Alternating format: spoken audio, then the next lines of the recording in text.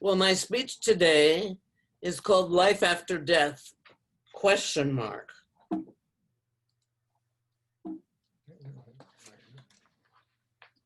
you go. Go ahead. Click. And why do we address the afterlife with a question? Because there's so many deaths in the news with COVID-19 and the fire days. It behooves us, young and old, to prepare ourselves.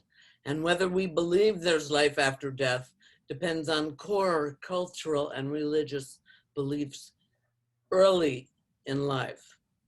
And we all need to grieve the many deaths that are in front of us or behind us, or perhaps in the near future, because grieving is important for our future mental and physical health. We need to feel it, deal with it, and heal it.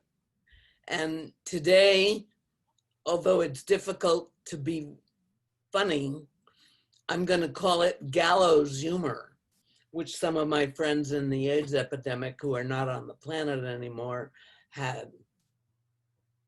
And the first quote is about Vincent van Gogh.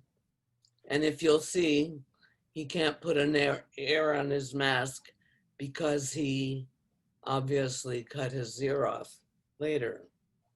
And Vincent van Gogh, let me put it back on the mask, was an artist that he cut off his ear when it was an argument with another artist, Gauguin, and he hallucinated and suffered attacks. And unfortunately, he died an early death of a self-inflicted gunshot wound when he was 37. One of his original paintings just recently sold at Sotheby's for $87 million. Our next comedian that mentored me with their work is Mark Twain. And he said in a statement, "I didn't attend the funeral, but I sent a nice letter saying I agreed with it or I approved of it." Our next famous author writer that I spoke to is Oscar Wilde. And he was a flamboyant playwright and an Irish poet. And he wrote some of the first things about acceptance of homosexuality, The Picture of Dorian Gray, and the circumstances of his criminal conviction for gross indecency for consensual homosexual acts. So that's Oscar Wilde. My next quote is from Mae West, and some of you younger people may not remember her, but she was an actor, singer, playwright, comedian, and sex symbol whose entertainment career spanned several decades. She lived from 1907 to 1980. And she said about death, well, his mother should have thrown him away and kept the stork. And my next quote is for two people. One is Clarence Darrow, who was a US attorney, defense counsel in many dramatic criminal trials. And he is well known as a public speaker and writer. And the next is George Bernard Shaw.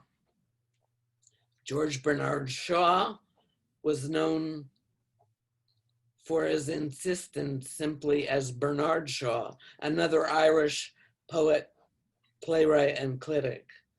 And he wrote more than 60 plays, including Man and Superman and Pygmalion.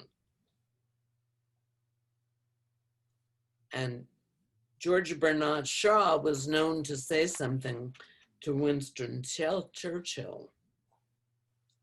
And George was known for his insistence. Oh, he wrote Man and Superman, I told you that. Well, Sir Winston Churchill was the Prime Minister of England for 1940 to 1945, when he led the country to victory in the Second World War. And what they said to one another about death, George Bernard Shaw to Winston. I am enclosing 2 tokens for the first night of my new play. Bring a friend if you have one.